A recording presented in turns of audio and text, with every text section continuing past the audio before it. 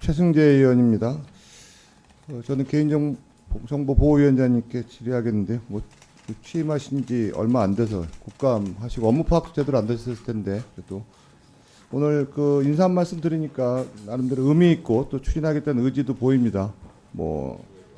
구글 메타 어떤 엄정 조사하겠다, 처분하겠다, 거대 플랫폼 기업에 대해서 합리적 균형점을 찾아가겠다는 말씀도 됐고, 개인 정보위에서 구글과 메타에 1,000억대 과징금 부과하셨는데 이는 이용자를 식별하여 온라인 활동 정보를 무단으로 수집해서라고 생각하는 맞죠? 예, 맞습니다. 예, 개인을 구분할 수 있는 명확한 정보인 아이디, 이름, 생년월일, 성별 등의 정보는 물론 개인이 어떤 화면을 보고 어떤 물건에 관심이 있는지, 어떤 사이트에 접속하는지, 이게 사실 이 사생활이 모두 담긴 정보입니다. 맞죠, 위원장님? 예, 그렇게. 맞습니다. 이와 같은 정보로 개인의 관심사를 좀 알 수 있고요. 적합한 맞춤형, 푸시 광고도 할 수 있고, 명백한 이게 사실 개인 사생활에 대한 침해라고도 할 수 있고, 개인 정보가 문제가 넘어가는 거죠. 구글 옵션 더보기와 메타 개인 정보 이 동의가 문제가 됐었습니다. 그래 실제로. 근데 이와 비슷한 사례로 프랑스에서 구글에게 개인 정보 제공 등의 절차와 관련해서 투명하고 용이한 조건을 이용자에 보장한다면서 규정을 준수하지 않아서 이게 5천만 유, 640원 처분 내려졌습니다. 해당 사건은 2019년도에 일어났는데 그동안 4년 가까운 시간 지난 후에 우리나라에서 뒤늦게 이제 과징금이 처분된 겁니다. 개보위가 2020년 정부 출범했지만 해당 제재가 좀 늦었다고 생각해서 그동안 여러 가지 물론 노력한 건 있지만 그동안에 부작용이 있었던 건 사실인 것 같아요. 그렇지 않습니까? 예, 맞습니다. 그런 한계가 좀 있었습니다. 예. 본인이 생각하기에 구글과 메타의 제재를 가한 이용자 식별 정보 수집을 넘어서 개인정보를 더 투명하기 위해서 기기 식별 기반의 개인정보 수집 행위에 대해서도 제도 개선이 필요할 것으로 보입니다. 이에 대해서 간략한 의견을 좀 질의 후에 답변 주시고요, 위원장님.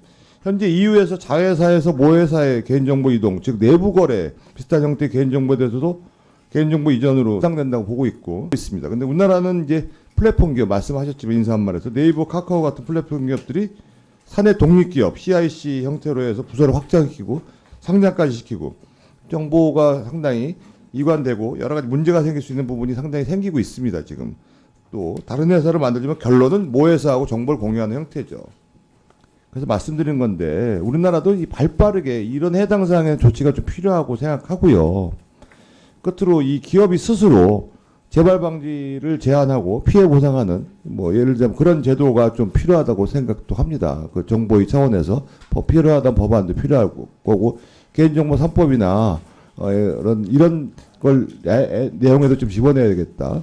지금 제도가 지금 제대로 시행되지 않고 있어서 그렇지 동의결 공정이 그런 제도 같은 경우도 한번 필요하다고 생각하고요.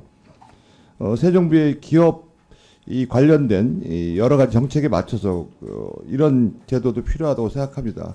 위원장님께서 이 관련된 내용을 좀 보시고 답변 좀 부탁드리겠습니다. 예, 굉장히 중요한 말씀을 해주셨고요. 첫 번째 비식별 정보에 기반한 정보 수집과 활용 부분은 어떻게 볼 거냐 하는 질문을 해주셨는데 이번에 구글 메타 처분 건은 이제 구글이나 메타 같은 회사의 서비스에 가입한 이제 가입 회원 정보, 그러니까 그 식별 정보를 그 일반 이용자들이 다른 여러 웹 서핑을 하든지 모바일 앱을 이용하든지 하는 과정에서 생성되는 행태 정보랑 결합을 해서 문제가 생긴 이제 그런 사안이고요. 저희가 조사를 하는 과정에서 지금 이 건은 이제 식별 정보에서 출발한 거고 의원님 말씀하신 것 같이 비식별 정보를 통해서도 행태 정보를 수집하고 맞춤형 광고라든가 다른 여러 가지 활동들을 할 가능성이 충분히 있기 때문에 그 부분에 대해서는 저희가 추가적으로 조사하는 그런 과정 중에 있습니다. 이제 네. 우선 구글하고 메타 건은 워낙 식별 정보를 가지고 한 것이기 때문에 그 사안도 상대적으로 명확하고 또한 더 중요해서 처분을 이제 우선적으로 한 것이고요. 기기식별 관련된 말씀도 해주세요. 예, 비식별. 예, 맞습니다. 그러고 있고요.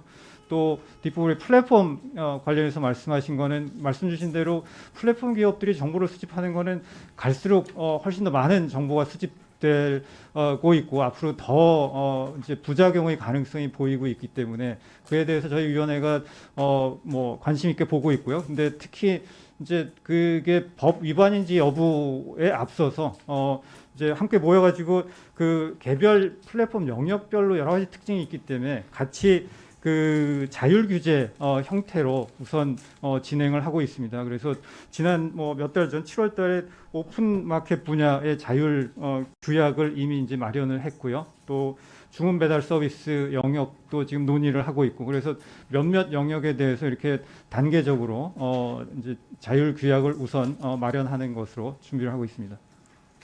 기기 식별 관련된 부분도 점검을 이제 시작해야 된다고 생각하는데 어떻게 그 부분도 반대하는 예, 비식별 정보에 관해서는 저희가 문제가 보이는 영역에 대해서 조사를 하고 있는 게 있고 동시에 업계에서 이제 그 유용하게 쓸 수 있는 가이드 같은 거를 이제 제공해야 될 것이라고 생각을 해서 저희 내부적으로 그에 관한 스터디를 하고 있는 중입니다.